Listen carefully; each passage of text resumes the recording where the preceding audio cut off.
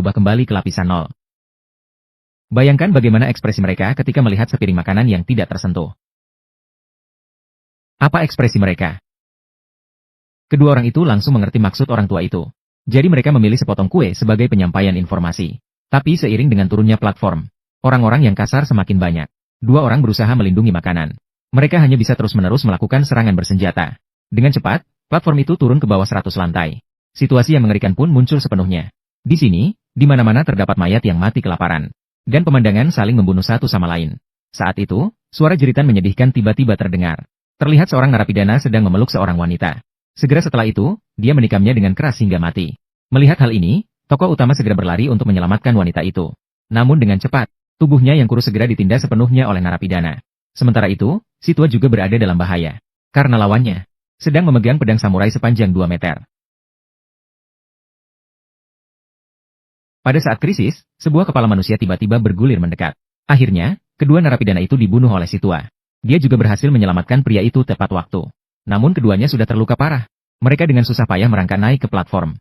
Seiring dengan terus turunnya platform, di bawah sudah tidak ada orang hidup lagi. Dan saat ini platform sudah mencapai lantai 250 yang jarang terjadi. Kedua orang itu berjuang keras untuk bertahan.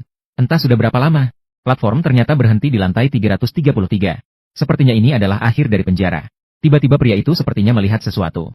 Dia dengan susah payah merangkak turun dari platform. Tak disangka, di bawah tempat tidur ternyata benar-benar ada seorang anak berusia 5 tahun. Kedua orang itu segera membagikan kue kepada anak laki-laki itu. Dan tugas pembagian kali ini bisa dibilang selesai dengan sempurna. Namun sayangnya informasi tidak bisa disampaikan lagi. Ketika bangun keesokan harinya, si hitam telah meninggal dunia karena kehilangan darah yang terlalu banyak. Dan pria itu melihat ke platform yang kosong. Dia pun dengan susah payah membawa anak laki-laki itu naik. Platform terus turun. Dan di bawah lantai 333 ternyata adalah kegelapan yang tak berujung. Justru saat pria itu berada di ambang kematian, dia kembali mengalami halusinasi. Dan dia juga menyadari, mungkin anak laki-laki ini adalah informasi yang sebenarnya. Jadi pria itu perlahan-lahan turun dari platform. Sedangkan anak laki-laki itu mengikuti platform. Dengan cepat naik ke lantai 0 yang tertinggi. Hunger Platform 2 yang ditunggu-tunggu banyak orang akhirnya datang di 2024. Tidak hanya membahas kegelapan sifat manusia, tetapi juga mengungkap perbedaan kelas. Melanjutkan pengaturan penjara dari film sebelumnya. Makanan disampaikan dari atas ke bawah.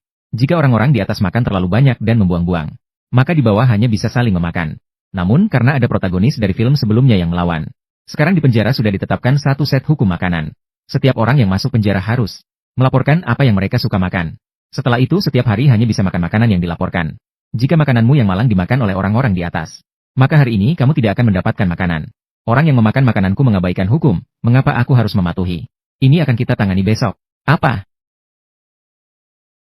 Orang yang tidak tinggal di lantai 21 dan